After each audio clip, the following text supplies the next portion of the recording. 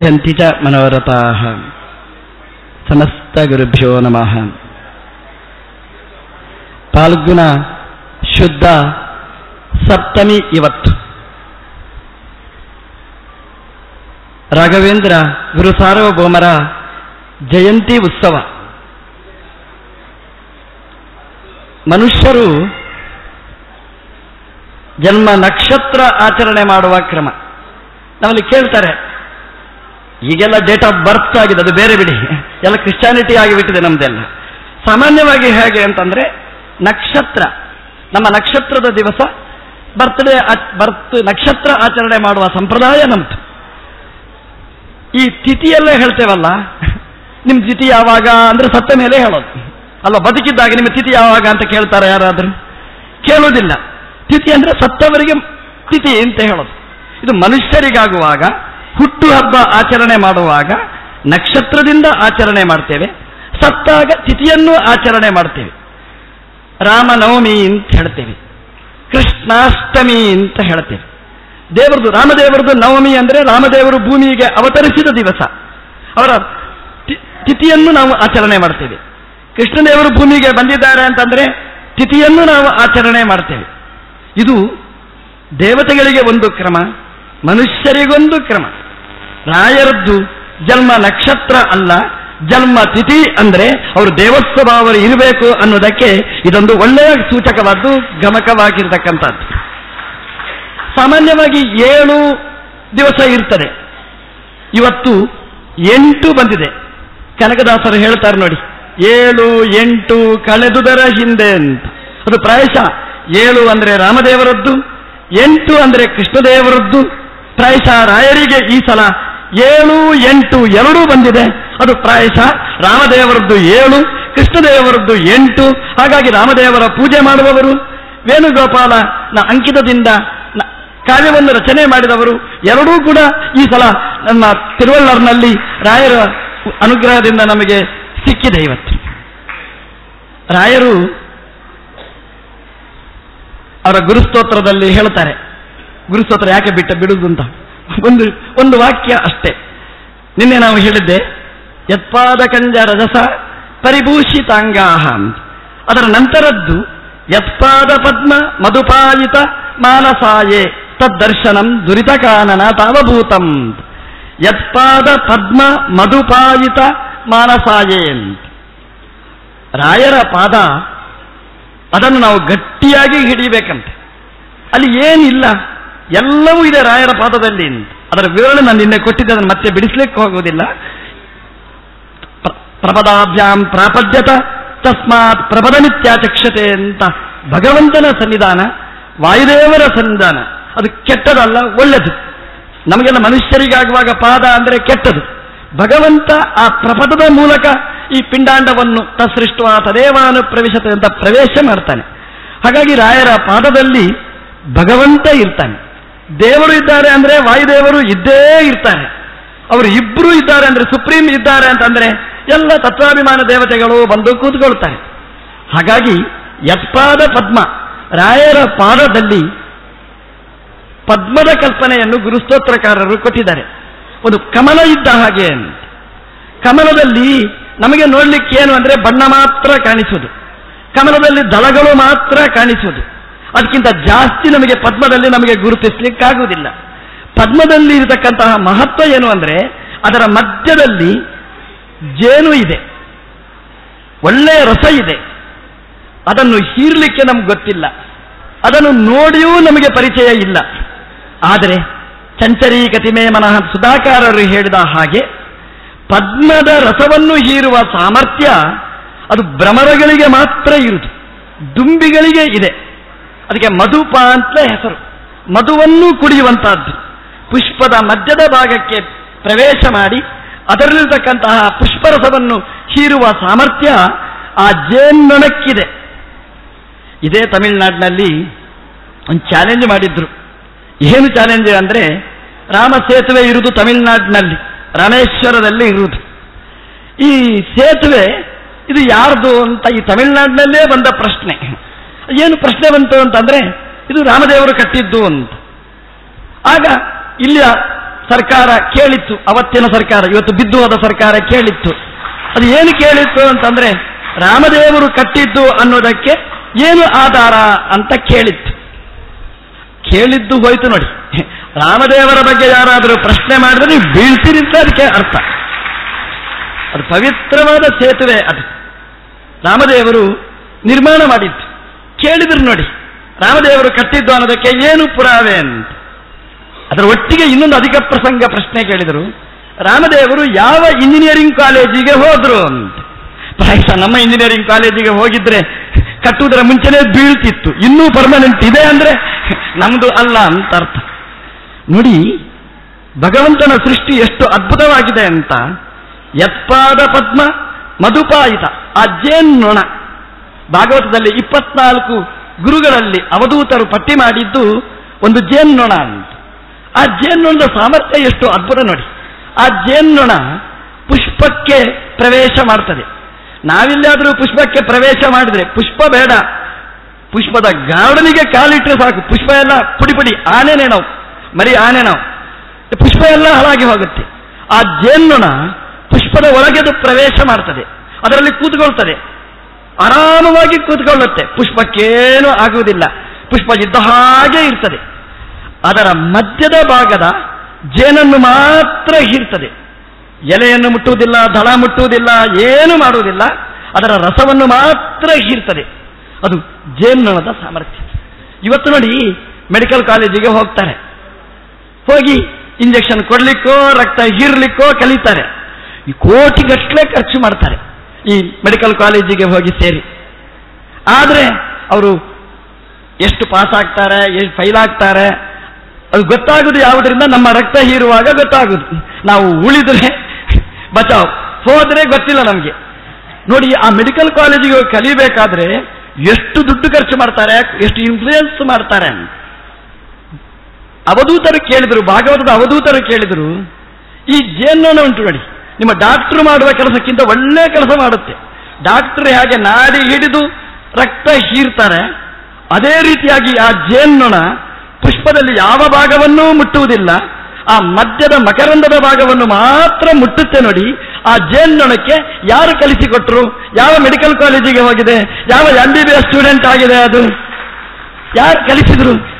ಭಾಗವತ ಹೇಳಿತು, ಅದು ನಮ್ಮ ನಿಮ್ಮ ಮೆಡಿಕಲ್ ಕಾಲೇಜಿಗೆ ಹೋದ್ದಲ್ಲ, ಅದು ಭಗವಂತನ ಮೆಡಿಕಲ್ ಕಾಲೇಜಿಗೆ ಹೋದ್ದಕ್ಕೆ ಅದು ಸರಿಯಾಗಿ ಆ ಪುಷ್ಪರಸವನ್ನು ಹೀರಿ ನಮಗೆ ಕೊಟ್ಟಿತು. ಅದು ಪುಷ್ಪರಸ ಅಂದ್ರೆ ಏನು? ಅದು ಜೇನು, ಅದು ದಿವ್ಯ ಔಷಧ. ಶುಗರ್ ಇದ್ದವರೂ ಸ್ವೀಕಾರ ಮಾಡಬಹುದಾದ ಒಂದು ಸಿಹಿಯಾದ ಪದಾರ್ಥ. ಅದನ್ನು ಕೊಡುವ ಶಕ್ತಿ ನೋಡಿ ಅದಕ್ಕೆ. ಅಂದರೆ ಅದರ ಪುಷ್ಪದ ರಸವನ್ನು ಹೀರಿ ಒಂದು ಕಡೆ ಸಂಗ್ರಹ ಮಾಡಿ ನಮಗೆ ಅದನ್ನು ನೀಡಿತು.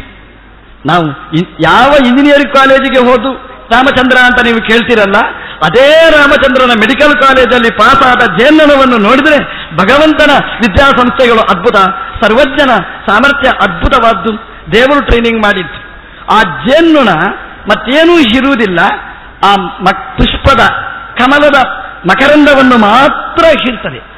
ಗುರುಸ್ತೋತ್ರಕಾರರು ಹೇಳಿದರು, ಆ ಮಕರಂದವನ್ನು ಹೀರುತ್ತೆ ಆ ಜೇನ್ನೊಣ, ಪುಷ್ಪರಸವನ್ನು ಹೀರ್ತದೆ, ಇಡೀ ಜಗತ್ತಿಗೆ ದಿವ್ಯವಾದ ಔಷಧ ಹನಿ ಜೇನನ್ನು ನೀಡ್ತದೆ. ನಾವು ಏನಾಗಬೇಕು?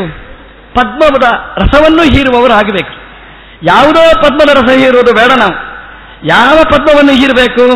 ರಾಯರ ಪಾದಗಳೆಂಬ ಪದ್ಮದ ರಸವನ್ನು ಹೀರುವವರು ನಾವಾಗಬೇಕು ಅಂತ ಗುರುಸ್ತೋತ್ರಕಾರರು ಹೇಳ್ತಾರೆ.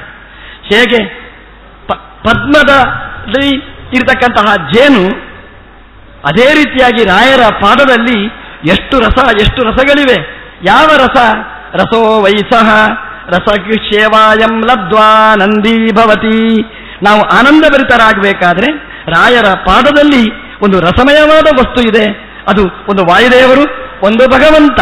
ಹಾಗಾಗಿ ಯತ್ಪಾದ ಪದ್ಮ, ರಾಯರ ಪಾದ ಎಂಬ ಕಮಲದಲ್ಲಿರತಕ್ಕ ಹರಿವಾಯುಗಳೆಂಬಂತಹ ರಸವನ್ನು ನಾವು ಹೀರುವ ಭ್ರಮರ ನಾವು ಆಗಬೇಕು ಅಂತ ಗುರುಸ್ತೋತ್ರಕಾರರು ಕೊಟ್ಟಿರತಕ್ಕಂತಹ ಚಿಂತನೆ.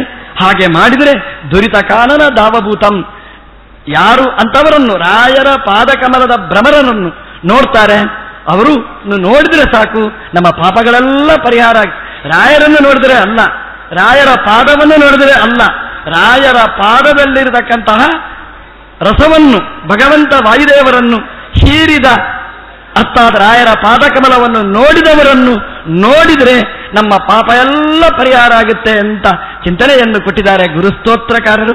ರಾಯರ ಪಾದದ ಮಹಿಮೆ ಅದು ಎಷ್ಟು ಅದ್ಭುತ ಅಂತ ನಾವು ಚಿಂತನೆ ಮಾಡಬೇಕು. ಅಂತಹ ರಾಯರಿಗೆ ಇವತ್ತು ಜಯಂತಿಯ ಈ ಪರ್ವ ಕಾಲದಲ್ಲಿ ಹಾಲಭಿಷೇಕ ಆಗಿದೆ, ಜೇನಭಿಷೇಕ ಆಗಿದೆ, ಪಂಚಾಮೃತಾಭಿಷೇಕ ಆಗಿದೆ. ಏನು ಆಗಬೇಕಾದ್ದು ರಾಯರು ಹೇಳ್ತಾರೆ, ಹಾಲಭಿಷೇಕ ಆಯಿತು, ಜೇನಭಿಷೇಕ ಆಯಿತು. ಇಲ್ಲಿ ಕೂತವರು ಹೇಳಿದ್ರು, ಅಯ್ಯೋ ಪಾಪನೇ ಎಷ್ಟು ಕಷ್ಟಪಟ್ಟರು ಸ್ವಾಮಿಗಳು, ಪಾಪ ಹಾಲು ಹಾಕ್ಲಿಕ್ಕೆ ಅಂತ ತಿಳ್ಕೊಂಡ್ರೆ ನಿಮಗೆ ಫಲ ಇಲ್ಲ ಅಂತ ಹೇಳಿದ್ರು. ಅಭಿಷೇಕ ಮಾಡುವಾಗ ಆ ರಾಯರ ಅನುಸಂಧಾನ ನೀವು ಮಾಡಿದರೆ ಆವಾಗ ಅದಕ್ಕೆ ಅನಂತವಾದ ಫಲ ಅದಕ್ಕೆ ಇದೆ. ಇವತ್ತು ನಿಮ್ಮ ಕಣ್ಣಿನಿಂದ ಆ ಅಭಿಷೇಕವನ್ನು ನೋಡಿದ್ದೀರಿ, ಅದಕ್ಕೆ ಅನಂತವಾಗಿರತಕ್ಕಂತಹ ಫಲ. ರಾಯರ ಪಾದದಲ್ಲಿ ನಾವು ಭ್ರಮರರಾಗಿ ಅದರ ಸಾರವನ್ನು ಹೀರುವವರು ನಾವು ಆಗಬೇಕು. ರಾಯರಲ್ಲಿ ನಾವು ನಮ್ಮ ಮನಸ್ಸಿನ ರಸವನ್ನು ಅದಕ್ಕೆ ಅಭಿಷೇಕ ಮಾಡಬೇಕಾದ್ದು. ಹಾಲು ಮೊಸರಿಗಿಂತ ರಾಯರಿಗೆ ಇಷ್ಟ ಯಾವುದು ಅಂತಂದ್ರೆ, ಹಾಲು ಮೊಸರು ಇಷ್ಟ ಅಲ್ಲ ಅಂತೇನಲ್ಲ, ಆದರೆ ಹಾಲು ಅಭಿಷೇಕ ಮಾಡುವಾಗ, ಜೇನು ಮುಂತಾದ ದ್ರವ್ಯಗಳನ್ನು ಅಭಿಷೇಕ ಮಾಡುವಾಗ ಅದರ ಜೊತೆಗೆ ನಮ್ಮ ಮನಸ್ಸಿನ ರಸವನ್ನು ರಾಯರಿಗೆ ಅಭಿಷೇಕ ಮಾಡಿದರೆ ರಾಯರು ತುಂಬ ಪ್ರೀತರಾಗ್ತಾರೆ.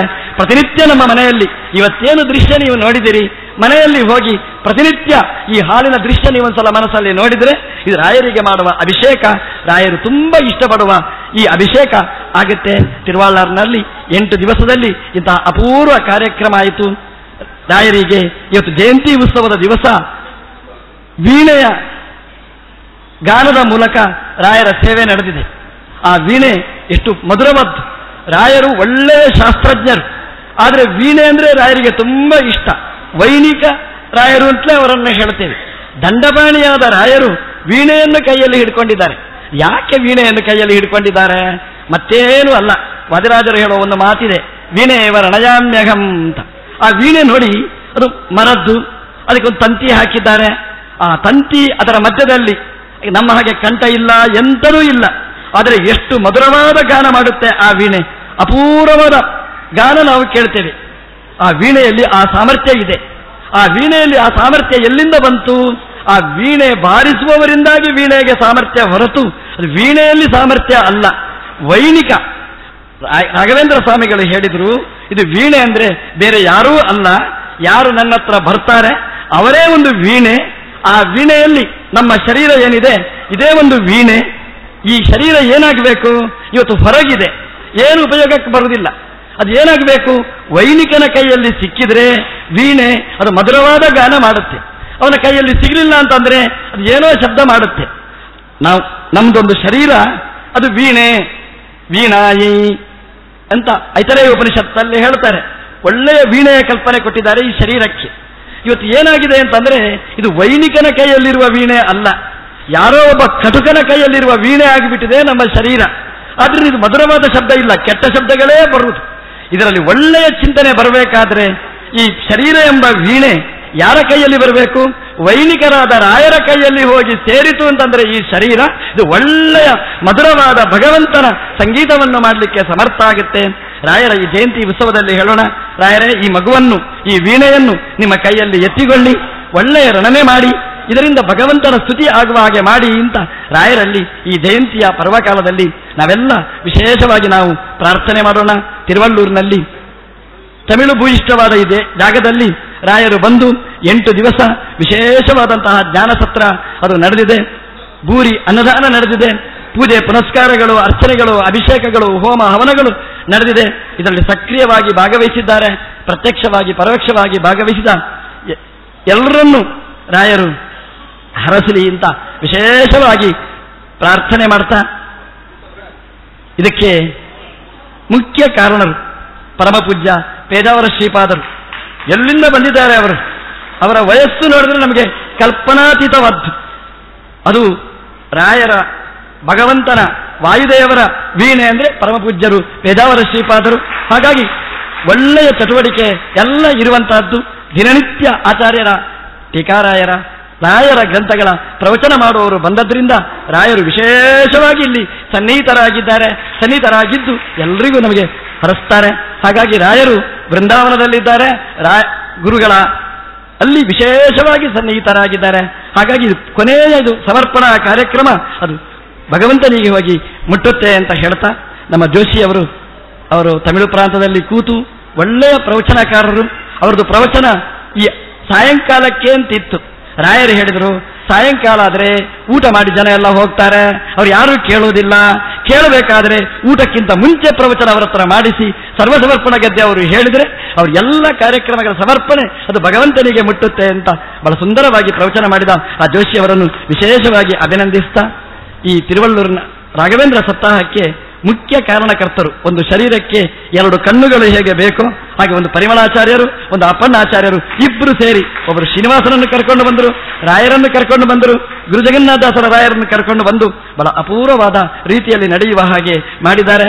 8 ದಿವಸ ಎಲ್ಲ ಅವರ ಬಂಧುಗಳು, ಪರಿಮಳಾಚಾರ್ಯರ ಎಲ್ಲ ಬಂಧುಗಳು ಬಂದು ಎಲ್ಲ ಮನೆಯನ್ನು ಎಲ್ಲ ಮರೆತು ಇಲ್ಲಿ ಕೂತು ಒಂದು ದೊಡ್ಡ ತಪಸ್ಸೇ ಮಾಡಿದ್ದಾರೆ. ರಾಯರನ್ನು ಅಲ್ಲಿಂದ ಇಲ್ಲಿ ಕರ್ಕೊಂಡು ಬಂದು ಇಡೀ ತಿರುವಳ್ಳೂರಿಗೆ, ತಮಿಳುನಾಡಿಗೆ ಒಳ್ಳೆಯ ಶ್ರೇಯಸ್ಸಾಗುವ ರೀತಿಯಲ್ಲಿ ಅಪೂರ್ವವಾದ ಒಂದು ಆದರ್ಶ ಕಾರ್ಯಕ್ರಮವನ್ನು ಮಾಡಿದ್ದಾರೆ. ಅವ್ರದ್ದು ಏನು ಚಿಂತನೆ ಅಂತಂದ್ರೆ, ಒಂದು ಸಪ್ತಾಹ ಇಲ್ಲಿ ನಡೆಯಿತು ಅಂತಂದ್ರೆ ಮುಂದಿನ ವರ್ಷಗಳಲ್ಲಿ ಇದರ ಸ್ಮಾರಕವಾಗಿ ಇಲ್ಲಿ ಒಂದು ಪ್ರವಚನ ಕಾರ್ಯಕ್ರಮ ಅದು ಆಗಬೇಕು ಅಂತ ನಮ್ಮ ರಾಘವೇಂದ್ರ ಅವರು ಅದನ್ನು ಮುಂದಿನ ಸಲದಿಂದ ಅದನ್ನು ಚೆನ್ನಾಗಿ ಮಾಡಿಸಿ, ಒಳ್ಳೆಯ ವಿದ್ವಾಂಸರು ಪಕ್ಕದಲ್ಲೇ ಇದ್ದಾರೆ, ಅವರನ್ನು ಕರ್ಕೊಂಡು ಬಂದು ಇಂತಹ ಒಳ್ಳೆಯ ಪ್ರವಚನಗಳು ಅದು ನಡೆದರೆ ರಾಯರು ಇಲ್ಲಿ ಗಟ್ಟಿಯಾಗಿ ಉಳಿತಾರೆ. ಅದು ಹಾಗೆ ಉಳಿಯಲಿ ಅಂತ ನಾವು ವಿಶೇಷವಾಗಿ ಅಭಿನಂದಿಸ್ತಾ, ನಮ್ಮ ರಾಘವೇಂದ್ರ ಮತ್ತೆ ಆನಂದ್ ಇದಕ್ಕೆ ಮತ್ತೊಬ್ಬರು ಆಧಾರ ಸ್ತಂಭಗಳು, ಅವರು ಇಲ್ಲಿ ನಿಂತು ಈ ಕಾರ್ಯಕ್ರಮವನ್ನು ವಿಶೇಷವಾಗಿ ನಡೆಸಿದ್ದಾರೆ. ನೀವೆಲ್ಲ ಸೇರಿ ಇದಕ್ಕೆ ಪೂರ್ಣ ಸಹಕಾರ ಕೊಟ್ಟದ್ರಿಂದ ಈ ಕಾರ್ಯಕ್ರಮ ಬಹಳ ಅಪೂರ್ವವಾಗಿ ನಡೆದಿದೆ. ನಿಮಗೆಲ್ಲರಿಗೂ ಹರಿಗುರುಗಳು ವಿಶೇಷವಾಗಿ ಹರಸಲಿ ಅಂತ ಪ್ರಾರ್ಥಿಸ್ತಾ ಕೃಷ್ಣಾರ್ಪಣ ಮಸ್ತು.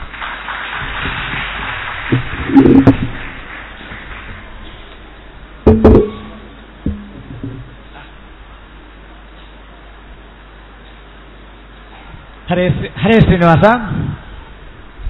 ಕಾರ್ಯಕ್ರಮ ಮುಗಿತಾ ಇದೆ ಅಂತಕ್ಕಂಥ ಒಂದು ರೀತಿಯ ಧನ್ಯತಾ ಭಾವ, ಒಂದು ರೀತಿಯ ಏನು ಮುಗಿತಲ್ಲ ನಾಳಿಂದ ಏನು ಮಾಡಬೇಕು ಅಂತ ಆ ಇದರಲ್ಲಿ ಕಾರ್ಯಕ್ರಮದ ವ್ಯತ್ಯಾಸ ಆಗ್ತಾ ಇದೆ.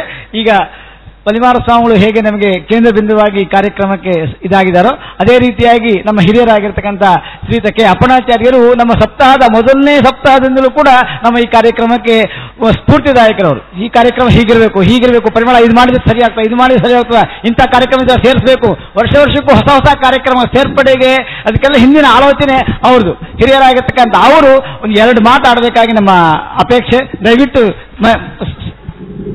2 ಮಾತಾಡಬೇಕಾಗಿ ಪ್ರಾರ್ಥನೆ. ಹರೇ ಶ್ರೀನಿವಾಸ, ನಾನು ಏನು ಹೇಳುವುದೇನಿಲ್ಲ. ಮಾಡಿಸಿಕೊಳ್ತಕ್ಕಂಥವರು, ಮಾಡ್ತಾ ಇರುವವರು ಎಲ್ಲ ಮಂತ್ರಾಲಯ ಮಹಾಪ್ರಭುಗಳು, ಅವರ ಅಂತರ್ಯಾಮಿಯಾದ ರಾಘವೇಂದ್ರ ಭಾರತೀಯರ ಮುಖ್ಯ ಪ್ರಾಣಾಂತಕದ ಪರಬ್ರಹ್ಮ ಶ್ರೀನಿವಾಸ ಅಂತ ಮನಸಾರ ಹೇಳ್ತಾ, ನನ್ನ ಇಡೀ ಜೀವನ ಆ ಗುರುಸಾರೋವರ ಪರಮಾನುಗ್ರಹದಿಂದ ಇಷ್ಟು ಸತ್ಯವಾದ ಮಾತು. ಮಂತ್ರಾಲಯದಲ್ಲಿ ನಾನು ವಿದ್ಯಾರ್ಥಿಯಾಗಿ ಇದ್ದಾಗ ಗುರುರಾಜರ ಪರಿಚಯ ನಮಗೇನಿಲ್ಲ. ಆ ಹುಡುಗಾಟಿಕೆ, ಆ ಮಠದ ದಿಂಡಿ ಅಂತಾರಲ್ಲ, ಮಠದ ಉಡಾಳತನದನ್ನೆಲ್ಲ ಮೈಗೂಡಿಸಿಕೊಂಡಿದ್ದೀವಿ. ಆದರೆ ಒಂದು ಮಾತ್ರ ಮಾಡಿದ್ದೀವಿ, ಪ್ರತಿನಿತ್ಯ ಗುರುರಾಜರ ದರ್ಶನ, ಗುರುರಾಜರ ಪಾದೋದಕದ ಸೇವನ ಇವತ್ತೆಲ್ಲಿತ್ತಂತಕ ನಿಂದ್ರಿಸ್ತು ಅಂದರೆ ಅಂಥ ಗುರುಗಳ ಪಾದ ಹಿಡಿಯುವ ಯೋಗ್ಯತೆ ತಂದುಕೊಡ್ತು. ಇಲ್ಲಾಂದ್ರೆ ನಮ್ಮಂಥ ಕೆಲಸಕ್ಕೆ ಬಾರದ ವ್ಯಕ್ತಿಗಳು ಪಾಪಿಷ್ಟರು ಇರಲಾರರು. ಆದರೆ ಇವತ್ತು ಅಂತಹ ಗುರುಗಳು ವಿಶ್ವೇಷತೆ ನನಗೆ ಸ್ಫೂರ್ತಿ ಮೂರ್ತಿಗಳು ವಿಶೇಷಿರ್ತಾರೆ. ಮನಸ್ಫೂರ್ತಿಯಾಗಿ ಹೇಳ್ತೀನಿ, ಇವತ್ತು ನಾನು ಏನಾದರೂ ಆಕ್ಟಿವಿಟೀಸ್ ಒಂದು ದಾಸಾಹಿತ್ಯ ಪ್ರಾಜೆಕ್ಟ್ ದ್ವಾರ ಒಂದು ಹಿಂದೂ ಧರ್ಮದ ಜಾಗೃತಿ ಆಗಬೇಕು ಅಂತ ನಾನು ಒದ್ದಾಡಿದೆ ಅಂದರೆ ಆ ಒದ್ದಾಡೋದಕ್ಕೆ ನನಗೆ ಮೊಟ್ಟ ಮೊದಲು ಕೊಟ್ಟವರು ಗುರುಜಗನ್ನಾಥದಾಸರು, ಹಸಿಗಾಳ ಗೋವಿಂದದಾಸರು. ಅವರು ಓಲ್ಡ್ ಆಯಿತು, ಆದರೆ ನನ್ನ ಎದುರಿಗೆ ಇದ್ದು ನಿಜವಾಗಿ ಇವತ್ತು ಮಧ್ವಮತ ಅದಾಂತ ಸಮಾಜಕ್ಕೆ ಗೊತ್ತಾಗ್ತಾ ಇದೆ. ಅಕ್ಷತೆ ಅಂಗಾರದ ಒಂದು ತಂಡ ಅದಾಂತ ಗೊತ್ತಾಗಿದ್ದು ಯಾರಿಂದ ಅಂತಂದ್ರೆ ಒಂದು ಮಂತ್ರಾಲಯ ಮಹಾಪ್ರಭುಗಳು ಒಂದು ವಿಶೇಷ. ಮಂತ್ರಾಲಯ ಮಹಾಪ್ರಭುಗಳು ಇಲ್ಲದೆ ಇದ್ರೆ ಇಂಡಿಯಾದಲ್ಲಿ ದ್ವೈತ ಮತ ಅದ ಒಂದು ಆಚಾರ್ಯರ ಸಿದ್ಧಾಂತ ಒಂದು ಪರಂಪರೆ ಅದ ಅಂತ ಗೊತ್ತಾಗ್ತಿದ್ದಿಲ್ಲ. ಹಾಗೆ ನಮ್ಮ ವಿಶ್ವೇಶ್ವರ ತೀರ್ಥ ಶ್ರೀಪಾದಂಗಳು ಅಸೇತು ಹಿಮಾಚಲ ತಿರುಗಿ ಎಲ್ಲ ಜನಾಂಗವನ್ನು ಮುಟ್ಟಿ ಎಲ್ಲರನ್ನೂ ಮೇಲೆ ಎತ್ತಬೇಕು, ನಾವೆಲ್ಲರೂ ಭಾರತೀಯರು ಅಂತ ಒಂದು ಅದ್ಭುತವಾದ ಸಂದೇಶ ನೀಡಿ ನಮ್ಮನ್ನು ಉದ್ಧಾರ ಮಾಡಿದ ಪೂತಾತ್ಮರು ಅವರೇ ನನಗೆ ಮಾರ್ಗದರ್ಶಕರು. ನೆಕ್ಸ್ಟ್ ನಂತರದಲ್ಲಿ ನಮ್ಮ ಪರಿವಾರ ಸ್ವಾಮಿಗಳು ನಮ್ಮ ಪ್ರಾಣ, ಅವರು ನಮ್ಮನ್ನೆಲ್ಲ ತಿದ್ದಿದ ಮೂರ್ತಿ, ಅದಕ್ಕಿಂತ ಹೆಚ್ಚು ಹೇಳಾರೆ ಅಂತ ಹೇಳ್ತಾ ಈ ನನ್ನ ಮಿತ್ರ ಪರಿಮಳಾಚಾರ್ಯ ನನಗೆ ಅವಕಾಶ ಕೊಡ್ತಾ ಇದ್ದಾರಲ್ಲ, ನನ್ನ ಜನ್ಮಧನ್ಯ ಅಂತ. ಹರೇ ಶ್ರೀನಿವಾಸ, ಹರೇ ಶ್ರೀನಿವಾಸ.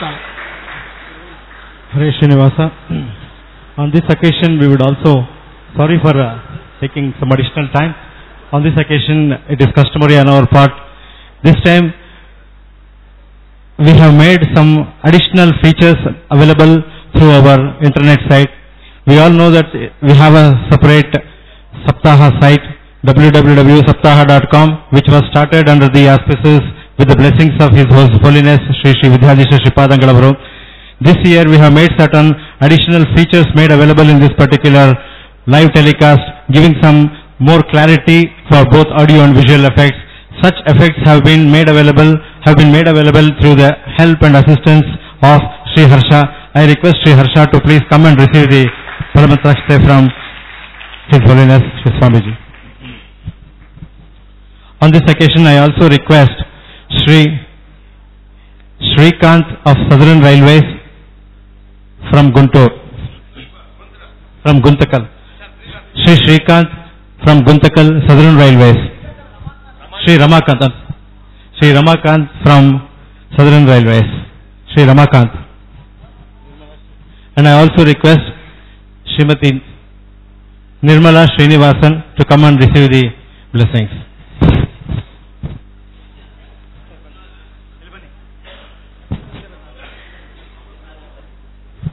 Srimati Nirmala Narasimhan.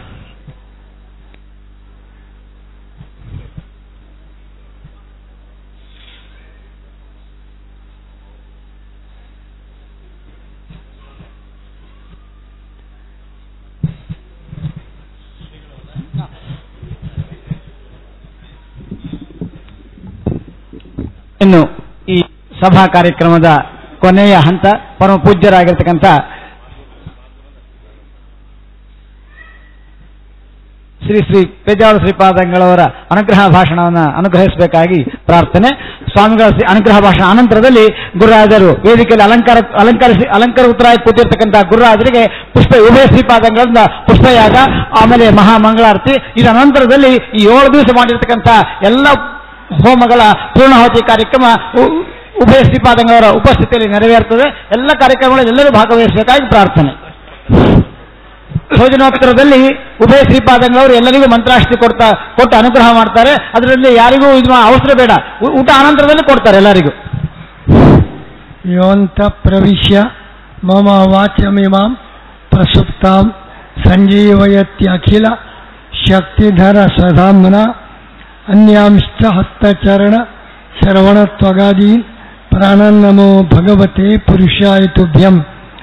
ಆಚಾರ್ಯ ಪವನೋಸ್ಮಾಕಂ ಆಚಾರ್ಯಾನೀಕ ಭಾರತಿ ದೇವೋ ನಾರಾಯಣ ಶ್ರೀಶಃ ದೇವಿ ಮಂಗಲದೇವತಾ ದುರ್ವಾದಿಧ್ವಾಂತರವೇ ವೈಷ್ಣವ ಇಂದೀವರೇಂದವೇ ಶ್ರೀ ರಾಘವೇಂದ್ರ ಗುರವೇ ನಮೋ ಅತ್ಯಂತ ದಯಾಲವೇ. ಈ ದಿನ ರಾಯರ ವರ್ಧಂತಿಯ ಅತ್ಯಂತ ಪವಿತ್ರವಾದ ಮಂಗಳಮಯವಾದ ದಿನದಲ್ಲಿ ರಾಯರಿಗೆ ಪಂಚಾಮೃತ ಅಭಿಷೇಕ ಮಾಡುವ ಸುಯೋಗ ನಮಗೆ ಪರಿಮಳಾಚಾರ್ಯ ಒದಗಿಸಿಕೊಟ್ಟಿದ್ದಾರೆ. ರಾಯರಿಗೆ ಹಾಲಿನಿಂದ ಇತರ ಉತ್ತಮ ಪದಾರ್ಥಗಳಿಂದ ಅಭಿಷೇಕ ನಾವು ಮಾಡಬಹುದು. ಅದಕ್ಕಿಂತ ದೊಡ್ಡ ಅಭಿಷೇಕವನ್ನು ಭಕ್ತ ಜನರಿಗೆ ರಾಯರು ಮಾಡಿದ್ದಾರೆ. ಒಬ್ಬರಿಗೆ ಹಾಲು ಮೊಸರು ಅಭಿಷೇಕ ಮಾಡಿದರೆ, ಉತ್ತಮ ಜ್ಞಾನದಿಂದ ನಮ್ಮ ತಲೆಗೆ ಅಭಿಷೇಕವನ್ನು, ಆಚಾರ್ಯರ ಸಿದ್ಧಾಂತದ ಜ್ಞಾನರಸದ ಕರುಣೆಯ ಅಭಿಷೇಕವನ್ನು ನಿರಂತರವಾಗಿ ನಮ್ಮ ಮೇಲೆ ನಾವು ಮಾಡುವ ಸೇವೆಗಿಂತ ಎಷ್ಟೋ ಮಿಗಿಲಾದ ಅಮೃತ ರಸಾಭಿಷೇಕವನ್ನು ಭಕ್ತ ಜನರ ಮೇಲೆ ರಾಯರು ನಿರಂತರವಾಗಿ ನಡೆಸ್ತಾ ಇದ್ದಾರೆ. ಆದ್ದರಿಂದ ನಾವು ಅತ್ಯಂತ ದಯಾಳುವೆ, ಅತ್ಯಂತ ಕರುಣೆಯವರು. ಎಲ್ಲ ಜನರು, ಪಾಮರರು, ಪಂಡಿತರು ಎಲ್ಲರಿಗೂ ಕೂಡ ಸಕಲ ಸಜ್ಜನ ವೃಂದಕ್ಕೆ ಕರುಣೆಯ ರಸ, ಉತ್ತಮ ಗ್ರಂಥಗಳನ್ನು ರಚನೆ ಮಾಡಿ ಜ್ಞಾನದ ರಸವನ್ನೆಲ್ಲ ನಮ್ಮ ತಲೆಯ ಮೇಲೆ ಅಭಿಷೇಕ ಮಾಡಿ ನಮ್ಮನ್ನು ಅನುಗ್ರಹಿಸಿದವರು ರಾಯರು. ಅವರ ಅನುಗ್ರಹವನ್ನು ನಾವು ಸ್ಮರಿಸಬೇಕು. ಅವರು 2 ದೊಡ್ಡ ಸಂದೇಶ ನಮಗೆ ಪ್ರಹ್ಲಾದರಾಗಿ ಕೊಟ್ಟಿರುವ ಸಂದೇಶ 2.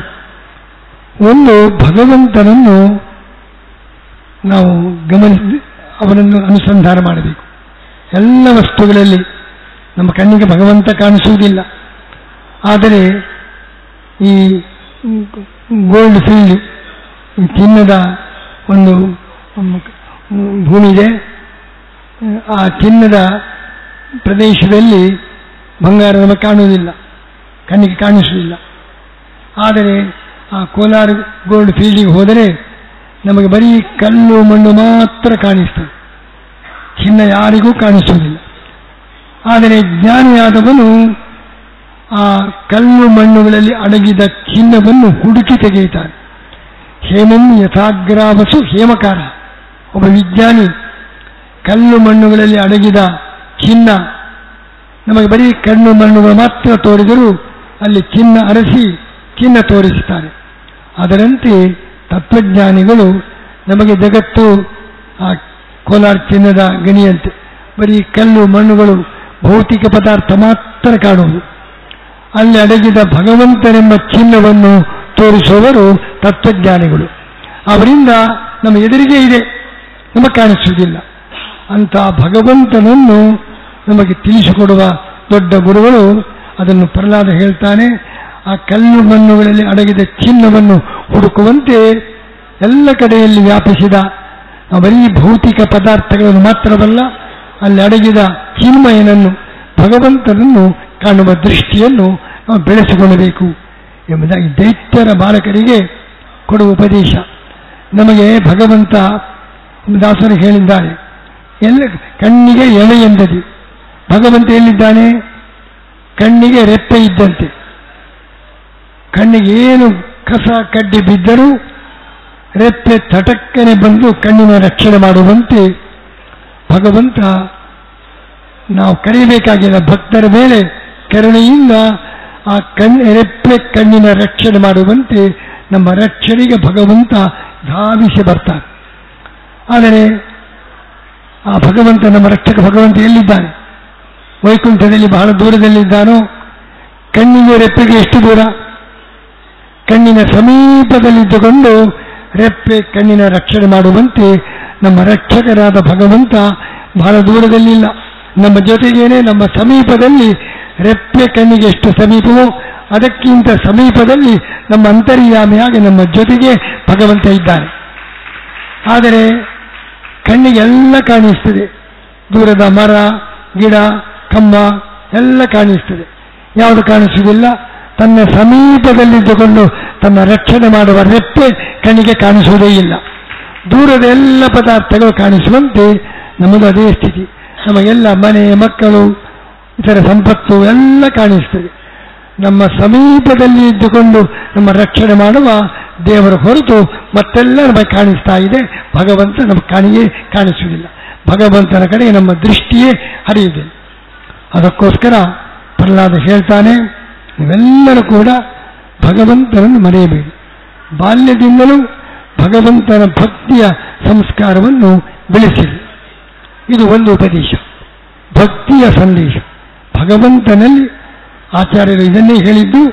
ಪ್ರತಿ ಕಾರ್ಯದಲ್ಲಿ, ಪ್ರತಿ ಸಂದರ್ಭದಲ್ಲಿಯೂ ಕೂಡ ಅವು ದೇವರನ್ನು ಮರೆಯಬಾರದು. ಭಗವಂತನ ಭಕ್ತಿಯ ಸಂಸ್ಕಾರವನ್ನು ಬಾಲ್ಯದಿಂದ ಬೆಳೆಸಿ. ಇನ್ನೊಂದು ಸಂದೇಶ ದೈತ್ಯರ ಮಕ್ಕಳಿಗೆ, ನಿಮ್ಮ ಕ್ರೌರ್ಯ ಅದನ್ನು ಬಿಡಿ. ಭಗವಂತ ಎಲ್ಲ ಕಡೆಗಿದ್ದಾನೆ. ಭಗವಂತ ಪೂಜೆ ಕಷ್ಟವಲ್ಲ. ನ ಕ್ಯಚ್ಯುತಂ ಪ್ರೀಣಯತಃ ಬಕ್ಲು ಆಯಾಸಃ. ದೇವರನ್ನು ಆರಾಧನೆ ಮಾಡುವ ಕಷ್ಟ ಇಲ್ಲ, ಎಲ್ಲಿಯೋ ದೂರದಲ್ಲಿಲ್ಲ, ನಮ್ಮ ಕಣ್ಣ ಮುಂದೆಯೇ ದೇವರಿದ್ದಾರೆ. ಹೀಗೆ ಆತ್ಮತ್ವಾತ್ ಸರ್ವಭೂ ಸಿದ್ಧತ್ವಾದಿಗ. ಎಲ್ಲ ಕಡೆ ಭಗವಂತ ಸಿದ್ಧನಾಗಿದ್ದಾನೆ. ಎಲ್ಲರ ಅಂತರ್ಯಾಮಿಯಾಗಿ ಭಗವಂತನಿದ್ದಾನೆ. ಎಲ್ಲ ಜನರಲ್ಲಿ ಭಗವಂತನನ್ನು ಕಂಡು ಅವರಿಗೆ ಉಪಕಾರ ಮಾಡಿ, ಅವರಿಗೆ ಕರುಣೆ ತೋರಿಸಿ. ತಸ್ಮಾತ್ ಸರ್ವೇಷು ಭೂತೇಷು ದಯಾಂಕುರತ. ಎಲ್ಲರಲ್ಲಿ ಕೂಡ ಕರುಣೆ ತೋರಿಸಿ. ಇದು ಪ್ರಹ್ಲಾದನ ಎರಡು ಸಂದೇಶ. ಒಂದು, ದೇವರಲ್ಲಿ ಭಕ್ತಿ ಮಾಡಿ ದೇವರನ್ನು ಎಲ್ಲ ಕಡೆ ಕಂಡು ಎಲ್ಲರಲ್ಲಿ ಕೂಡ ಅನುಕಂಪ ದಯೆ ತೋರಿಸಿ. ಇದು ಎರಡು ಪ್ರಹ್ಲಾದನ ಸಂದೇಶ. ಅದನ್ನು ರಾಘವೇಂದ್ರರಾಗಿ ಇದು ಎರಡನ್ನು ಕೂಡ ಮಾಡಿ ತೋರಿಸ್ತಾ ಇದ್ದಾರೆ. ನಮೋ ಅತ್ಯಂತ ದಯಾಳುವೆ, ಎಲ್ಲರ ಮೇಲೆ ಕರುಣೆಯಿಂದ ನಮ್ಮ ಉದ್ಧಾರಕ್ಕೋಸ್ಕರವೇ ರಾಘವೇಂದ್ರ ಗುರುಗಳು ವೃಂದಾವನದಲ್ಲಿ ನಿಂತು ನಮ್ಮನ್ನು ಅನುಗ್ರಹಿಸ್ತಾ ಇದ್ದಾರೆ. ಈಗಲೂ ಕೂಡ ಪ್ರಹ್ಲಾದನ ಅವತಾರದಲ್ಲಿ ಮಾಡಲಿಕ್ಕೆ ಆಗಲಿಲ್ಲ ಪೂರ್ಣ ಕಾರ್ಯ, ಅದನ್ನು ಈಗ ಪೂರ್ಣಗೊಳಿಸಬೇಕಾಗಿದೆ. ಭಗವಂತ ಪ್ರಹ್ಲಾದನನ್ನು ಹೀಗೆ ನಿನ್ನ ಭಕ್ತಿಗೆ ಮೆಚ್ಚಿದ್ದೇನೆ, ವೈಕುಂಠಕ್ಕೆ ಈಗಲೇ ಬಾ ಅಂತ ಕರೆದರೆ ಸುತ್ತಮುತ್ತಲಿನ ಕೃಪಣ ಸಜ್ಜನ ವೃಂದವನ್ನು ಬಿಟ್ಟು ನಾನೊಬ್ಬನೇ ಮೋಕ್ಷಕ್ಕೆ ಬರುವುದಿಲ್ಲ ಎಂಬುದಾಗಿ ದೇವರು ಕರೆದರೂ ಕೂಡ ಮೋಕ್ಷಕ್ಕೆ ಹೋಗಲಿಲ್ಲ. ಸಿದ್ಧಪುರುಷರು, ಅಪರೋಕ್ಷ ಜ್ಞಾನಿಗಳು. ಭಗವಂತ ಕರೆದ, ನೈತಾನಿ ವಿಹಾಯ ಕೃಪಣ ಇಮ ಮುಖ್ಯೇಕ, ಸುತ್ತಮುತ್ತಲಿರುವ ಕೃಪಣ ದುಃಖಿತ ಜನರನ್ನು ಬಿಟ್ಟು ನಾನು ಮೋಕ್ಷಕ್ಕೆ ಬರುವುದಿಲ್ಲ ಎಂಬುದಾಗಿ ನಿರಾಕರಿಸಿ ಈಗಲೂ ಕೂಡ ವೃಂದಾವನದಲ್ಲಿ ನಿಂತು ನಮ್ಮನ್ನೆಲ್ಲ ಅನುಗ್ರಹಿಸುವ ಕರುಣಾಮೂರ್ತಿಗಳು ನಮ್ಮ ರಾಯರು. ಅವರು ತಮ್ಮ ಗ್ರಂಥಗಳ ಮುಖಾಂತರ ಭಗವಂತನ ಜ್ಞಾನ ಭಕ್ತಿಗಳನ್ನು ಎಲ್ಲ ಕಡೆ ಪ್ರಸಾರ ಮಾಡಿದ್ದಾರೆ.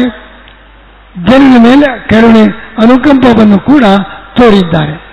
ಇಂಥ ರಾಯರು ಪ್ರಹ್ಲಾದರಾಗಿ ಏನು ಸಂದೇಶ ನೀಡಿದ್ದಾರೆ ಅದರಂತೆ ನಮ್ಮನ್ನು ಈಗಲೂ ಕೂಡ ತಮ್ಮ ಗ್ರಂಥಗಳು, ವೃಂದಾವನ ಗ್ರಂಥದ ಮುಖಾಂತರ ಜ್ಞಾನಧಾರೆ, ಗ್ರಂಥದ ಮುಖಾಂತರ ವೃಂದಾವನದ ಮುಖಾಂತರ ಕರುಣಾಧಾರೆ, ವೃಂದಾವನದಲ್ಲಿ ನಿಂತು ಎಲ್ಲರ ಮೇಲೆ ಅನುಗ್ರಹವನ್ನು ಹರಿಸ್ತಾ ಇದ್ದಾರೆ ಗ್ರಂಥಗಳು.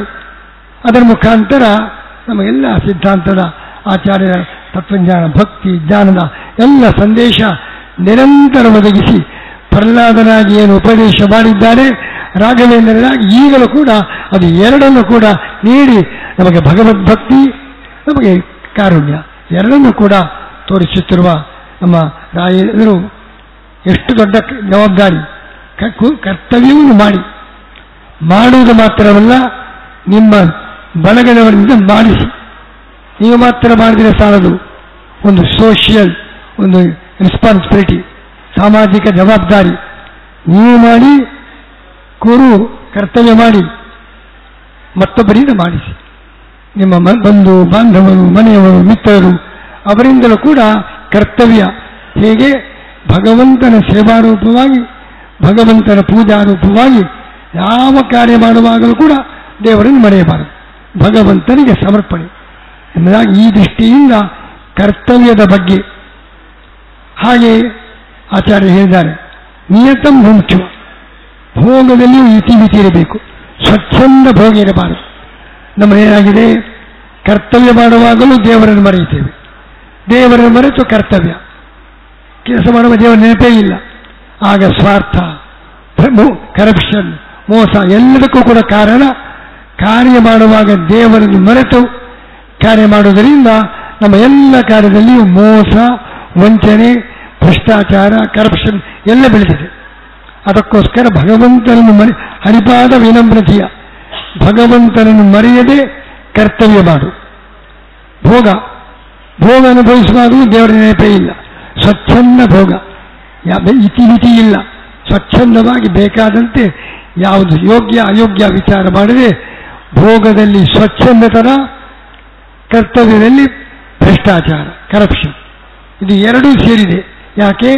ಭಗವಂತನನ್ನು ಮರೆಯುವುದರಿಂದ ಯಾರು ಕೇಳುವರಿಲ್ಲ.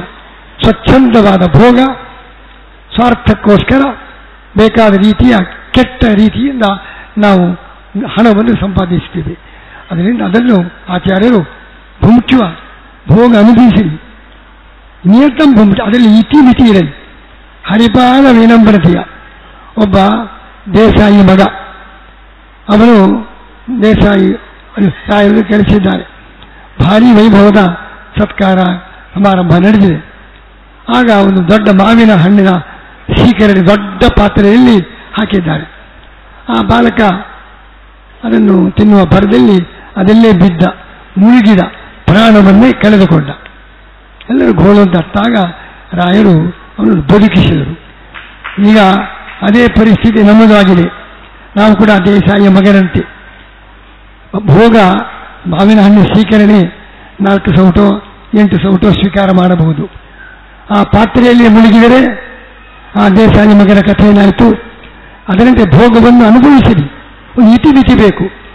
ಸ್ವಚ್ಛಂದವಾದ ಭೋಗದ ಬಗ್ಗೆ ಭೋಗದಲ್ಲಿಯೇ ಮುಳುಗಿದ್ದೇವೆ. ಆ ದೇಸಾಯಿಯ ಮಗನಂತೆ ನಮ್ಮ ಪ್ರಾಣವು ಕೂಡ ಚೈತನ್ಯವೇ ಹೋಗ್ತಾ ಇದೆ. ಆ ದೇಸಾಯಿಯ ಮಗ ಆ ಮಾವಿನ ಹಣ್ಣಿನ ಸ್ವೀಕರಣೆಯಲ್ಲಿ ಮುಳುಗಿದಂತೆ ಭೋಗದಲ್ಲಿಯೇ ಮುಳುಗುವಂತಹ ಜೀವನ ನಮ್ಮದಾಗಬಾರದು. ಅದು ಆ ಕಥೆಯಲ್ಲಿ ನಮಗೆ ತೋರಿಸಿಕೊಟ್ಟಿದ್ದಾರೆ. ಹೀಗೆ ರಾಯರು ನಮ್ಮ ಭೋಗ ಆಚಾರ್ಯರು ಕೂಡ ಭೋಗ ಅನುಭವಿಸಿದೆ. ಅದರಲ್ಲಿ ಇತಿಮಿತಿ ಇರಲಿ, ಭಗವಂತನನ್ನು ಮರೆಯಬೇಡಿ, ಕರ್ತವ್ಯ ಮಾಡಿ, ದೇವರನ್ನು ಮರೆಯದೆ ಕರ್ತವ್ಯ ಮಾಡಿ. ಇದು ಎರಡು ಸಂದೇಶ. ಇದರಂತೆ ನಡೆದರೆ ದಾರಿ ತಪ್ಪುವ ಸಂದರ್ಭವೇ ಇಲ್ಲ. ಕರ್ತವ್ಯ ಮಾಡುವಾಗಲೂ ಭೋಗವನ್ನು ಅನುಭವಿಸುವಾಗಲೂ ದಾರಿ ತಪ್ಪದೇ ಇರಬೇಕಾಗಿದ್ದರೆ ಆಚಾರ್ಯರು ಹೇಳಿದ ಕುರು ಭುಂಕ್ಷತ ಕರ್ಮ ನಿಜಂ ನಿಯತಂ ಹರಿಪಾದ ವಿನಮ್ರತೆಯ. ಕರ್ತವ್ಯ ಮಾಡುವಾಗಲೂ ದೇವರನ್ನು ಮರೆಯಬೇಡ, ಭೋಗವನ್ನು ಅನುಭವಿಸುವಾಗಲೂ ಭಗವಂತನನ್ನು ಮರೆಯಬೇಡ. ದಾರಿ ತಪ್ಪಲಿಕ್ಕೆ ಅವಕಾಶವಿಲ್ಲ. ಇದು ಆಚಾರ್ಯರು ಮತ್ತು ರಾಯರು ನಮಗೆ ನೀಡಿದ ದಿವ್ಯವಾದ ಸಂದೇಶ. ಅದರಂತೆ ನಾವು ನಡೆದು ಅವರ ವಿಶೇಷ ಅನುಗ್ರಹಕ್ಕೆ ಪಾತ್ರರಾಗುವ ಸ್ಫೂರ್ತಿ. ಅದನ್ನು ಇಂಥ 7 ದಿನಗಳ ಈ ಸಪ್ತಾಹದಲ್ಲಿ ಅನೇಕ ಪ್ರವಚನಗಳಿಂದ ರಾಯರ ಮಹಿಮೆ, ಅವರ ಸಂದೇಶ ಇದನ್ನೆಲ್ಲ ನೀವು ಅರಿತುಕೊಂಡಿದ್ದೀರಿ. ನಮ್ಮ ಪರಿಮಳಾಚಾರ್ಯರು ರಾಘವೇಂದ್ರ ಗುರುಗಳು 2 ಪರಿಮಳ ಕೊಟ್ಟಿದ್ದಾರೆ. ಒಂದು ಪರಿಮಳ ಗ್ರಂಥ, ಇನ್ನೊಂದು ಪರಿಮಳ ಈ ಪರಿಮಳಾಚಾರ್ಯರು. ಈ ಸಪ್ತಾಹದ ಮುಖಾಂತರ ಈ ಪರಿಮಳಾಚಾರ್ಯರು ಎಲ್ಲರನ್ನೂ ಕೂಡ ಭಕ್ತರನ್ನು ಸೇರಿಸಿ ರಾಘವೇಂದ್ರ ಗುರುಗಳ ಸಂದೇಶವನ್ನು ನೀಡುವ ಉತ್ತಮ ಕಾರ್ಯ ಅವರು ನಡೆಸ್ತಾ ಇದ್ದಾರೆ. ಅದರಂತೆ ಅಪ್ಪಣಾಚಾರ್ಯರು ಅವರನ್ನು ಕೂಡ ಅವರು ಹೇಳಿದರು ಸ್ಫೂರ್ತಿ ಮೂರ್ತಿ ಅಂತ. ನನ್ನ ಕನಸನ್ನು ನನಸು ಮಾಡಿದವರು ನಮ್ಮ ಅಪ್ಪಣಾಚಾರ್ಯರು. ಎಲ್ಲ ವರ್ಗದವರು, ನಮ್ಮ ಸಕಲ ಸಜ್ಜನರು, ಬ್ರಾಹ್ಮಣರು, ಬ್ರಾಹ್ಮಣೇತರು ಎಲ್ಲರೂ ಕೂಡ ಭಗವಂತನ ಭಜನೆ ಮಾಡುವ ದೃಶ್ಯ ಕಾಣಬೇಕು ಅಂತ ನನ್ನ ಬಾಲ್ಯದ ಕನಸು. ಅದನ್ನು ಸಾಹಿತ್ಯದ ಪ್ರಾಜೆಕ್ಟಿನ ಮುಖಾಂತರ ನನಸುಗೊಳಿಸಿದವರು ನಮ್ಮ ಅಪ್ಪಣಾಚಾರ್ಯರು ಅಂತ ನಾನು ಯಾವಾಗಲೂ ಹೇಳ್ತಾ ಇದ್ದೇವೆ. ಆ ರೀತಿ ಇಬ್ಬರು ಕೂಡ ಇಬ್ಬರು ಕಲಿಯುಗದ ಕಲ್ಪವೃಕ್ಷ, ಒಂದು ಶ್ರೀನಿವಾಸದೇವರು, ಒಂದು ರಾಘವೇಂದ್ರರು. ಆ ಇಬ್ಬರನ್ನು ಕೂಡ ಇಲ್ಲಿ ಕರೆಸಿದ್ದಾರೆ. ಅವರಿಬ್ಬರು ಬಂದು ಆ ಕಲಿಯುಗದ ಕಲ್ಪವೃಕ್ಷರಾದ ಒಂದು ರಾಘವೇಂದ್ರ ಗುರುಗಳು, ಒಂದು ವೆಂಕಟೇಶ್ವರ, ಇಬ್ಬರು ಕೂಡ 7 ದಿವಸ ಇಲ್ಲಿ ನೆಲೆಸಿದ್ದಾರೆ ಎಂಬುದಾಗಿ ನಾನು ಭಾವಿಸಿದ್ದೇನೆ. ಆ ಕಲ್ಪವೃಕ್ಷದಿಂದ ಮಧುರಸ ಭ್ರಮರ ಅದನ್ನೆಲ್ಲ ಹೀರಲಿಕ್ಕೆ ನೀವೆಲ್ಲ ಬಂದಿದ್ದೀರಿ. ಚೆನ್ನಾಗಿ 7 ದಿನ ಆ ಕಲ್ಪವೃಕ್ಷದ ಆ ರಸವನ್ನು, ಆ ಪುಷ್ಪದ ರಸವನ್ನು ಹೀರುವ ಭ್ರಮರ ರಾಜ ನಮ್ಮ ವಿದ್ಯಾಧೀಶರು 7 ದಿನ ಇದ್ದು ಮಧುರಸ ಹರಿಸಿದ್ದಾರೆ. ಕೊನೆಯ ದಿವಸ ಬಂದು ಆ ರಸವನ್ನು ಕುಡಿಯಲಿಕ್ಕೆ ಮಾತ್ರ ನಾನು ಬಂದದ್ದು. ಉಳಿದ ಕೆಲಸವೆಲ್ಲ ನೀವು ಸೇರಿ ಮಾಡಿದ್ದೀರಿ. ಆ ಮಧುರಸ ಪಾರು ಮಾಡುವ ಅವಭೃತ ಸ್ಥಾನದಲ್ಲಿ ಭಾಗವಹಿಸುವಂತಹ ಒಂದು ಅಂತ ಅವಕಾಶ ನಮಗೇನು ದೊರಕಿದೆ. ಇಂಥ ಸಂಭ್ರಮದ ದೃಶ್ಯ ಪ್ರತಿ ವರ್ಷ ಇದೇ ರೀತಿ ಒಂದು 7 ದಿನಗಳಲ್ಲಿ ಮೊದಲನೇ ದಿವಸ ಆ ಸಪ್ತಾಹದ ಪ್ರಾರಂಭ ದಿವಸ ಮಂತ್ರಾಲಯದ ಒಂದು ಮಠ ಹುಬ್ಬಳ್ಳಿಯ ಭವಾನಿ ನಗರದ ಅಲ್ಲಿ ಸಪ್ತಾಹ ಪ್ರಾರಂಭ. ಆವತ್ತು ಕೂಡ ಇದೇ ರೀತಿ ಹಾಲಿನ ಅಭಿಷೇಕ ಮಾಡಿ ಪ್ರಾರಂಭದಲ್ಲಿ ಭಾಗವಹಿಸಿದ್ದೆವು. ಕೊನೆಯ ದಿವಸ ಇಲ್ಲಿ ಭಾಗವಹಿಸುವಂಥ ಒಂದು ಸಂದರ್ಭ ಒದಗಿದ ಬಗ್ಗೆ ನಾವು ಬಹಳ ಸಂತೋಷ, ಬಹಳ ಆನಂದವಾಗಿದೆ. ಎಲ್ಲ ಭಕ್ತರನ್ನು ರಾಯರು, ಶ್ರೀಮದಾಚಾರ್ಯರು, ವೆಂಕಟೇಶನು ಅನುಗ್ರಹಿಸಲಿ. ನಮ್ಮ ಪರಿಮಳಾಚಾರ್ಯರ ನೇತೃತ್ವದಲ್ಲಿ ಇದೇ ಅವಿಚ್ಛಿನ್ನವಾಗಿ ಇಂಥ ಉತ್ಸವ ನಡೆದು ಇಡೀ ನಾಡಿನಲ್ಲಿ ಭಕ್ತಿ ಜಾಗೃತಿಯಾಗಲಿ ಎಂಬುದಾಗಿ ನಾನು ಪ್ರಾರ್ಥನೆ ಮಾಡಿ, ಅದರ ಜೊತೆಗೆ ಇನ್ನೊಂದು ಚಿಕ್ಕ ಕೆಲಸ, ನಾಳೆ 5, 6, 7 3 ದಿನ ನಮ್ಮ ತಿರುಪತಿಯ ಕ್ಷೇತ್ರದಲ್ಲಿ ನಮ್ಮ 80ನೇ ವರ್ಷದ ಸಹಸ್ರಚಂದ್ರ ದರ್ಶನದ ಕಾರ್ಯಕ್ರಮ. 5ಕ್ಕೆ ಎಲ್ಲರೂ ಸೇರಿ ಮೆಟ್ಟಲ ಉತ್ಸವ, ಒಂದು ಕಟ್ಟಡದ ಉದ್ಘಾಟನೆ, 6ಕ್ಕೆ ಸುಧಾ ಮಂಗಳ, 7ಕ್ಕೆ ಸಹಸ್ರಚಂದ್ರ ದರ್ಶನದ ಹೋಮ.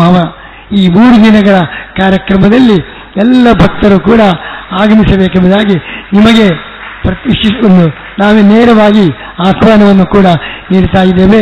ನೀವೆಲ್ಲರೂ ಕೂಡ ಆಗಮಿಸಿ ಆ ವೆಂಕಟೇಶ್ವರನ ಅನುಗ್ರಹಕ್ಕೆ ಪಾತ್ರರಾಗಬೇಕು.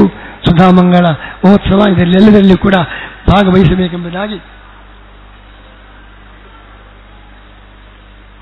ಅದರಲ್ಲಿ ಅವರು ಕೇಳ್ತಾ ಇದ್ದಾರೆ, ಹೇಳ್ತಾರೆ.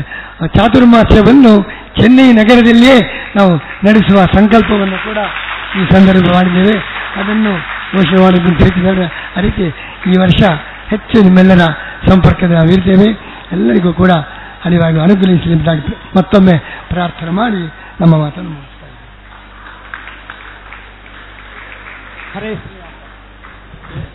ಹರೇ ಶ್ರೀನಿವಾಸ. ಶ್ರೀಪಾದಂಗಳವರು ಅಪ್ಪಣೆ ಕೊಡಿಸಿದಂತೆ ಕೇವಲ ಭೋಗ ಜೀವನದ ಲಾಲಸದಲ್ಲಿ ನಾವು ಮುಳುಗದೆ ಹರಿವಾಯ ಗುರುಗಳ ಬಗ್ಗೆ ಎಚ್ಚರಿಕೆಯಿಂದ ನಮ್ಮ ಕರ್ತವ್ಯಗಳಲ್ಲಿ, ನಮ್ಮ ಭೋಗದಲ್ಲಿ ಭಗವಂತನ ನಿರಂತರ ಸ್ಮರಣೆ ಮಾಡುವಂತೆ ಅನುಗ್ರಹ ಮಾಡಬೇಕು ಅಂತ ರಾಯರಲ್ಲಿ ಬೇಜಾರ ಪರಿವಾರ ಸ್ವಾಮಿಗಳ ದ್ವಾರ ಪ್ರಾರ್ಥನೆ ಮಾಡೋಣ. ಎಂಥ ಭಾಗ್ಯರಿ ಸ್ವಾಮಿಗಳು ಸಹಸ್ರಚಂದ್ರ ದರ್ಶನ ಅಂದ್ರೆ 83ನೇ ವರ್ಷದ ಶಾಂತಿಯನ್ನ ಶ್ರೀಪಾದಂಗಳವರಿಂದ ಆಹ್ವಾನ ಪಡೆದಿರ್ತಕ್ಕಂಥ ನಾವೇ ಧನ್ಯರಲ್ಲವೇ? ಅದೇ ರೀತಿಯಾಗಿ ಅವ್ರು ಹೇಳಿದಂತೆ 5, 6, 7 3 ದಿವಸಗಳಲ್ಲಿ ಆ ಉತ್ಸವದಲ್ಲಿ ಭಾಗವಹಿಸ್ತಕ್ಕಂಥ ಅವಕಾಶವನ್ನ ಸ್ವಾಮಿಗಳು ಕರೆದು ಅವಕಾಶ ಕಲ್ಪಿಸಿಕೊಟ್ಟಿದ್ದಾರೆ. ಸ್ವಾಮಿ ನನಗೆ ಅನುಕೂಲ ಮಾಡಿ ಆ ಉತ್ಸವದಲ್ಲಿ ಭಾಗವಹಿಸ್ತಕ್ಕಂಥ ಭಾಗ್ಯವನ್ನು ಕೊಡಲಿ ಅಂತ ಈ ಸಭಾನಮ ಮೂಲಕವಾಗಿ ಪ್ರಾರ್ಥನೆ ಮಾಡ್ತಾ, ಕೊನೆಯದಾಗಿ ಈ ಸರ್ವಮೂಲ ಪ್ರತಿಷ್ಠಾನದ ಕಾರ್ಯದರ್ಶಿಗಳಾಗಿರ್ತಕ್ಕಂಥ ರಾಘವೇಂದ್ರನ್ ಅವರು ವಂದನಾರ್ಪಣೆ ತಮಿಳಿನಲ್ಲಿ ಒಂದು 5 ನಿಮಿಷದಲ್ಲಿ ಮಾಡಿ ಮುಗಿಸ್ತಾರೆ. ತತ್ಪೂರ್ವದಲ್ಲಿ ತಿರುಪತಿ ಮನೋಹರ್ ಪ್ರಸಾದ್ ತಗೋ.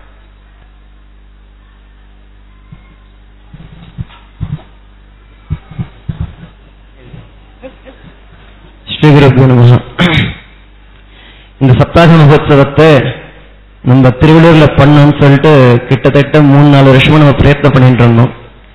சுவாமிக்கு கடைசியில ஒரு நாள் கருணை வந்தது. அது என்னைக்குன்னு பாத்தீங்கன்னா, இந்த வருஷம் ராகவேந்திர ஆராதனையுடைய கடைசி நாள், அதாவது உத்தர ஆராதனையுடைய கடைசி நாள் எல்லாம் முடிஞ்சது, எல்லாம் கிளம்பினாங்க. அப்போ பாத்தீங்கன்னா திடீர்னு கால் வந்தது மந்திராலயத்துல இருந்து, இந்த வருஷம் சாக சப்தாகத்தை நம்ம திருவள்ளியே பண்ணலான்னு சொல்லிட்டு பொருளாச்சாரர்களுக்கு வந்து ஆக்கியம் கொடுத்தாரு. ராகவேந்திர பல மந்திராட்சியை ஸ்வீகாரம் பண்ணோம். இந்த சப்தாக நல்லா சிறப்பா ஆகணும்னா ஒருத்தருடைய சாமர்த்தியம் கிடையாது, பல பேருடைய உழைப்பு, கடுமையான உழைப்புன்னு சொல்லணும். பணபலம், ஆள்பலம் எல்லாம் சேர்ந்தா இந்த சப்தாகம் சிறப்பா நிறைவேறிருக்கு. எல்லாத்துக்கும் மேல எங்களுடைய கருணை. 2 பேர் இருக்காங்க சுவாமிகள். ஒருத்தர் வந்து பாத்தீங்கன்னா நம்ம மடத்துல அனுமாரையும் அந்த ராகவேந்திர பிரதிஷ்டை பண்ண ஸ்ரீ பூஜார சுவாமிகள். அந்த சுவாமியை நான் பிரதிநிதியும் பூஜை பண்ணாலும் என்னவோ அந்த ராகவேந்திர கருணை காட்டிருக்காரு. மடம் ஆட்சி எப்படி பண்ண ஒரு பழைய ஒரு ரொம்ப பழமையான ஒரு பில்டிங் பாழடைஞ்ச கோயில் அப்படி இருந்து ஒன்று இடத்த அந்த பள்ளிமார்மணி சுவாமி பார்த்த ஸ்பர்ஷம் ஆயிட்ட பிறகுதான் எல்லாம் நிறைவேறிருக்கு. எங்க மடத்துல இருக்கிற அந்த ஒரு கல்லு மண்ணுக்கெல்லாம் சுவாமி வந்து அந்த பேச்சில் ஒன்று கொடுத்தாருன்னா அது எல்லாமே ஒருத்தருடைய பேரை சொல்லுவோம். ஸ்ரீ வித்யாதீஷ தீர்த்த குரு பூனமகான்னு சொல்லி நினைக்கிறேன். அந்த அளவுக்கு சுவாமி நம்மளுக்கு கருணை காட்டிருக்காரு. இவங்க 2 பேருடைய கருணையால அனுகிரகத்தால இந்த சப்தாக நிறைவேறிருக்கு. இதுல பல பேர் ஒத்துழைச்சிருக்காங்க. அவங்க எல்லாருக்கும் சப்தாக சமிதி சார்பா நான் நன்றியை தெரிவிச்சுக்கிறேன். இந்த சப்தாக தொழில் நடக்கிறதுக்கு நம்ம நம்பிக்கை வச்சு இங்க வந்து இந்த சப்தாகத்தை பண்ணி கொடுத்த ஸ்ரீ பங்காச்சார அவர்களுக்கும் சமிதிய சார்பா நான் நன்றியை தெரிவிச்சுக்கிறேன். ஆள்பலம் பணமலம் போறாது, பக்தர்கள் நீங்களும் இருக்கணும். நீங்க எல்லாரும் கூட திரளா வந்திருந்தா ரொம்ப கிண்டு இருந்தாங்க. முதல்ல யாருமே இல்லையே, நீங்க ஒழுங்கா அனௌன்ஸ் பண்ணீங்களா இல்லையான்னு சொல்லிட்டு ரொம்ப பயமுறுத்திட்டு இருந்தாங்க. அப்புறம் பாத்தீங்கன்னா போக போக நிறைய பேர் வந்து ஜனம் சேர்ந்துட்டு நல்ல ஒரு சப்தாக நல்லா சிறப்பா நிறுவனம் பண்ணி நீங்களா பண்ணிருக்கீங்க. உங்க எல்லாருக்கும் கூட சப்தாக சமிதி சார்பா உங்களுக்கு நன்றி தெரிவிச்சுக்கிறேன். ஸ்ரீ கிருஷ்ண அர்ப்பணமஸ்து.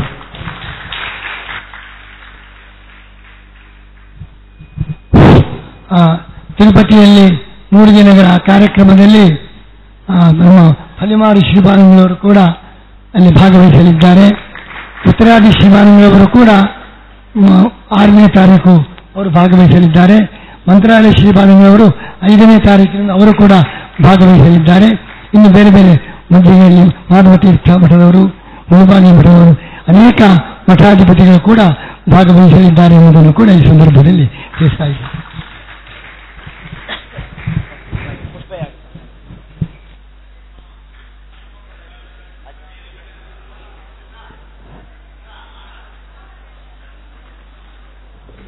இந்த சப்தாகத்துல பங்குண்ட எல்லா வாலண்டியர்ஸுக்கும் அட் த சேம் டைம் உங்க பக்தர் எல்லாருக்கும் கூட மத்தியானம் அன்னதான சேவை முடிஞ்ச பிறகு இந்த ஸ்டேஜிலேயே சுவாமி பலமந்திராட்சி கொடுக்கிறாரு. நீங்க எல்லாரும் கூட அந்த அன்னதான சேவை முடிஞ்ச பிறகு எல்லா ஸ்டேஜுக்கு வரணும்னு கேட்டுக்கிறோம். ஸ்ரீகிருஷ்ணா.